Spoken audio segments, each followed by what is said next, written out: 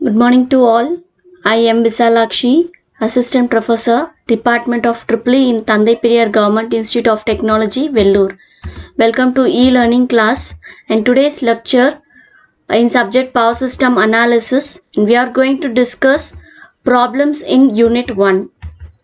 So before discussing problems, we have to know the basic concepts and formulas in power system analysis. So basic concepts to solve the problems is per unit quantities. So the electric power transmission lines are operated at high voltage level and transmitting large amount of power.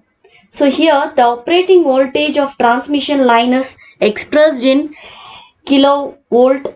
Power transmitter is expressed in kilowatts or megawatts and kilovolt amps or megawatt ampere. There are various components of power systems like alternator, motor, transformers, etc. have their voltage, power, current and impedance ratings in kilovolt, ampere, kiloamps and ohm respectively. The components or various sections of power system may operate at different voltage and power levels. So we are expressing the power, current and impedance rating of components expressed with reference to common value called a base value. Here the analysis purpose a base value is chosen from voltage, power and impedance. Here the per unit value of any quantity is defined as the ratio of actual value of a quantity to the base value of the quantity, which is expressed as a decimal value. So here the per unit value is defined by the actual value to the base value and it is also expressed in percentage. So percentage of per unit value will be actual value to the base value into 100. So these requires the base value of 4 quantities, means voltage, power and current and also the impedance. So next we'll see the single phase systems, how to calculate the base current, base impedance, per unit value. Okay, so this is for single phase systems. To calculate the base current IB, so I suffix B represents the base current will be kilo kVA base. Okay, B represents base by kVB, so kilovolt base. It is the unit of amps. And similarly base impedance, ZB represents base impedance which is expressed by kilovolt suffix base into 1000 by current, base current, which is expressed in ohms. Also this can be expressed by kVB square by MVA, megavolt ampere, base megavolt ampere. So this is the formula for the single phase systems. And similarly for 3-phase systems. So from this we can find the base impedance means actual impedance by base impedance, which is expressed in ohms. And similarly for 3-phase systems, base current is kVA by root 3 into kV base. Okay, so means in a balanced system the phase voltage is 1/3 times the line voltage. So from this we can find the base impedance, also the base current. If the single phase load is given, so we all know P is active power, Q is expressed in reactive power, and from this complex power is S equal to V into I. So I can write this as a complex form P plus JQ. Also we can calculate angle theta will be equal to tan inverse of Q by P. So from this we can find the load impedance, also the admittance, so which is expressed in Z and Y. It is a reciprocal of the impedance. So magnitude of V square by P minus JQ. And here which is reciprocal, so this will be P minus JQ by mod of V square. So coming to the problem, a 3-phase delta to star transformer with a rating of 100 kilovolt ampere, 11 kV bar 400 voltage has its primary and secondary leakage reactance of 12 ohm per phase and 0.05 ohm per phase. So we have to calculate the per unit reactance of a transformer. So the first and foremost thing is to write the given datas. Here we have to write the given data, means base value. First base kVA is 11 kV. So which is represented by ZB. Okay, here it is expressed in ZB. ZB. So 11 kV, which is chosen as a base value, and here it is a base kilovolt ampere. Okay, base kilovolt ampere is 100 kVA. So from this we can find the base impedance per phase. Okay, so base impedance per phase is the formula KVB square by MVAB. So KV square is 11. So 11 square by 100 per phase is by 1000. Okay, and using the calculator we just calculated and we got the base impedance per phase as 1210 ohms. So from this we have to find the transformer line ratio, line voltage ratio, means here 400, that is V2 by V1. Okay, so transformer ratio is V2 by V1. So V2 is 400 and V1 is 11 kV, that is 11,000. So here we obtained K is equal to 0.036. And then total leakage reactance, which is referring to the primary side. So in transformer we have come across this formula. So referring to primary side, referring to secondary side, using the transformer ratio. Okay, so referring to primary side, here x2 dash. Okay, x2 dash will be equal to x2 by k2. In case of secondary side, x1 dash. Okay, so x1 dash, here x1 plus x2 by k2. Okay, this is k2 square. Okay, so x1 is here 12. So here primary and secondary leakage reactance is given. So x1 is 12 ohms.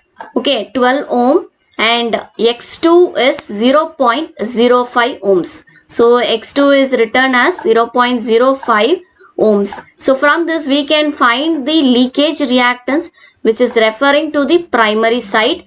K value is obtained before 0.036. So from this the notation for the total leakage reactance is X01, referring to primary side. So the answer obtained is 49.732 ohms per phase. And then what we have to calculate is the per unit reactance of transformer. Okay, per unit impedance means actual by base. Okay, so here the total leakage reactance is X01. Okay, and here the base impedance to the base impedance. So 49.73 by 1210. So we obtained the per unit impedance 0.041 per unit.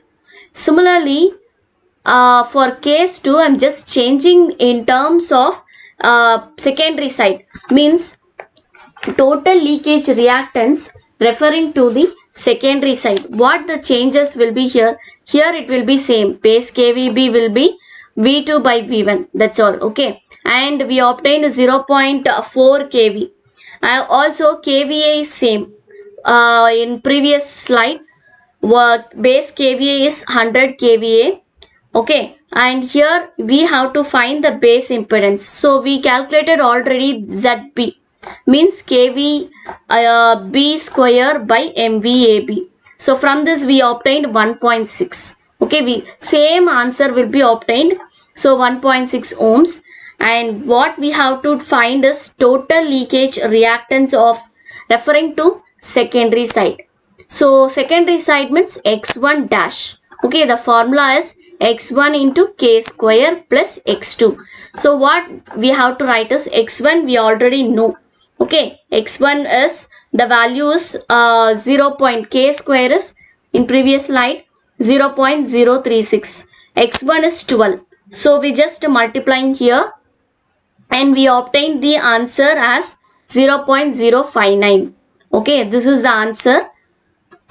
So after calculating x1 and k square, 0.0159 is the answer, plus x2 is 0.05 as it is given in data.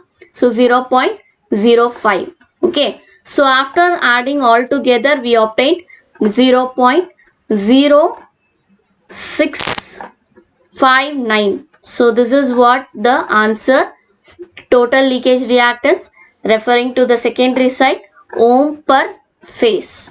Okay, after finding the total leakage reactance for secondary side, same we have to find the per unit reactance. So per unit reactance of a transformer, same formula is here. Instead of x1 we have to write here is x0, means x02 divided by the base impedance. Okay, so here x02 is 0.60659 and ZB is 1.6 and we obtained the answer 0.0411 per unit. So this is the formula to find the per unit reactance of transformer, whether it may be in primary or secondary side. And next problem is 50 kilovolt 3-phase star connected load fed by 200 kVA transformer with voltage rating 11 kV bar 400 voltage through feeders. The length of the feeder is 0.5 kilometer and impedance of the feeder is 0.1 J plus 0.2 per kilometer. If the load is power factor 0.8, calculate the per unit impedance of the load as well as the feeder. Okay, so here the same, first write down the data given. So first base kVB. Okay, base kilo voltage value is 400 per phase. Okay, so here 1000. So 400 by 1000 we obtain 0.4. Okay, and then kVAB, this one represents base. Okay, kilovolt ampere in base. So 200 kVA, it is as a 200 kVA. And then we have to find, first thing we have to find is base impedance. So base impedance is kVB square by MVAB. So what is kVB here is 0.4 and MVA is 200. Okay, so 200 per 1000. Okay, so we obtained the base impedance as 0.8 ohms and we have to find the actual impedance of the feeder. Okay, actual impedance of the feeder 0.1 plus J 0.2 per kilometer into 0.5. Why? Because the length of the feeder is 0.5 kilometer.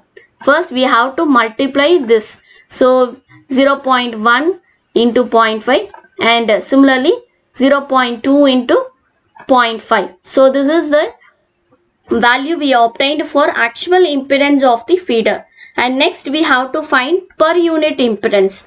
Okay, so per unit impedance of a feeder is actual by base, that's all. So per unit impedance formula is generally actual by base. So actual impedance is the feeder impedance and base impedance we found the given value as 0.8. Okay, so we have to substitute the value and then just divide it 0.05 by 0.8, and here you just divide it and will be obtaining in complex form 0.0625 plus j 0.125 per unit.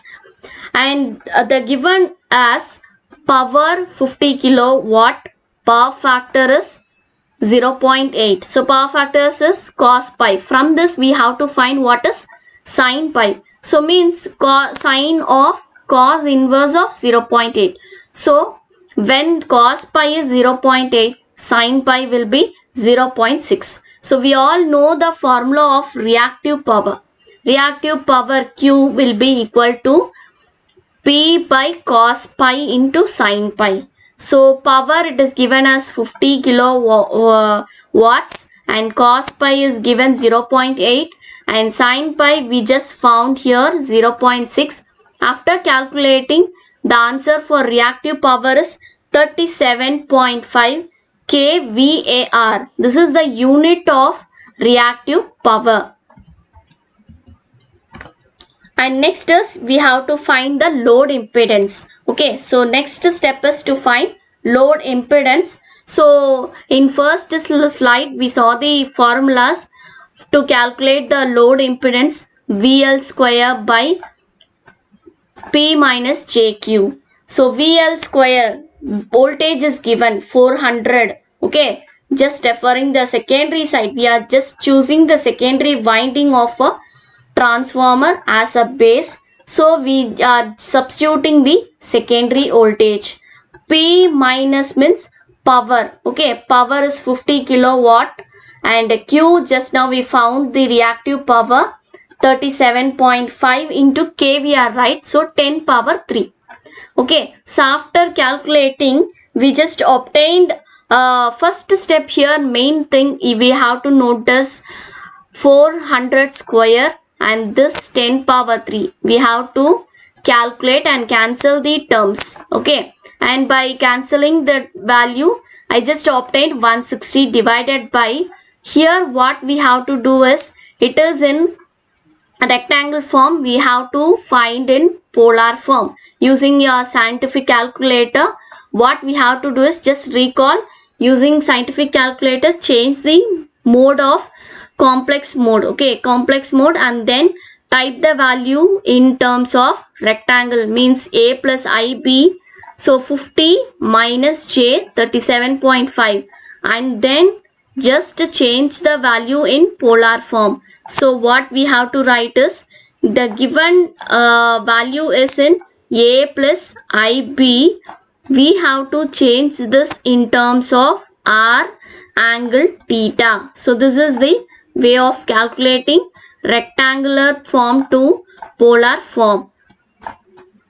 So after calculating, changing rectangle to polar, just divide the terms and then we will be obtaining 22.56 angle 36.86. And again you just change it in terms of rectangle form. So just obtained 2.048 plus j 1.3 watt per phase. Okay, so here it is the answer to find the load impedance per phase. Okay, at last we have to find the per unit impedance. We just found the load impedance, reactive power for feeder. Okay, so we have to find the per unit impedance of the load. Okay, ZL load impedance per phase. So ZL load impedance by ZB.